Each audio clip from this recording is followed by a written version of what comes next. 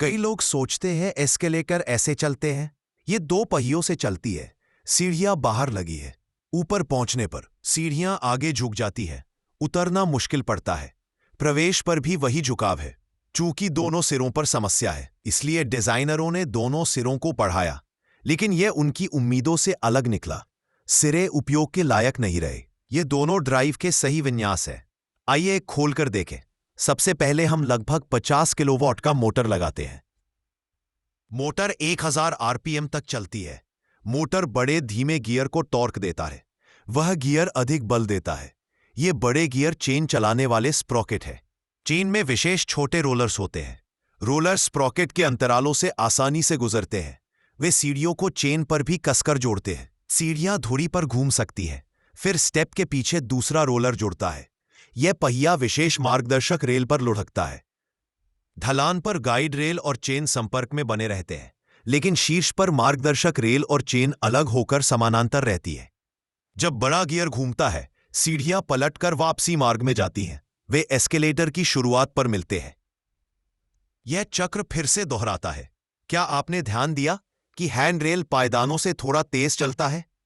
Escalator hand rail चलाने हेतु घर्षण पहिए इस्तेमाल करते हैं। घर्षण से पहिया धीरे धीरे घिसता है। समय के साथ जैसे जैसे पहिया घिसता है, हैंडरेल सीढ़ियों से पीछे रह जाता है। भरपाई हेतु निर्माता हैंडरेल को सीढ़ियों से लगभग 2% तेज रखते हैं। इसीलिए जब आप हैंडरेल पकड़ते हैं, आपका हाथ धीरे धीरे आगे बढ़ता है। एस्केलेटर की सीढ़ियों की मुख्य समस्या अंतराल, प्रवेश और निकास पर दरारें, लोगों के कपड़े फंसाती है। निर्माताओं ने अंत में त्रिकोणाकार हिस्सा जोड़ा ताकि सवारों को बाएं निकास की ओर मोड़ा जा सके। हालांकि डिजाइन आगे की खाई रोकता है। बगल से उतरते यात्री संतुलन खोकर टखना मोड़ सकते हैं।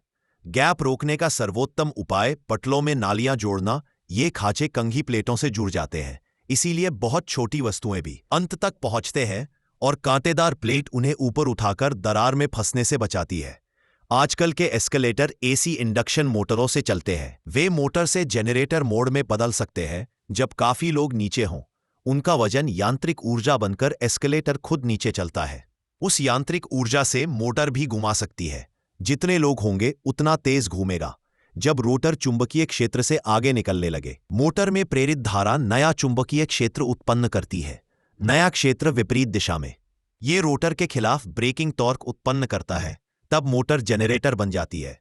ये अतिरिक्त बिजली भवन के ग्रिड में लौटाता है। खासतौर पर भीड़भाड़ वाले स्थानों में नीचे उतरते एस्केलेटर ऊर्जा वापस दे सकते हैं। ऊर्जा इमारत के ग्रिड में भेजी जाती है ताकि उपकरण चले। एस्केलेटर भू ऊपर चलते हैं।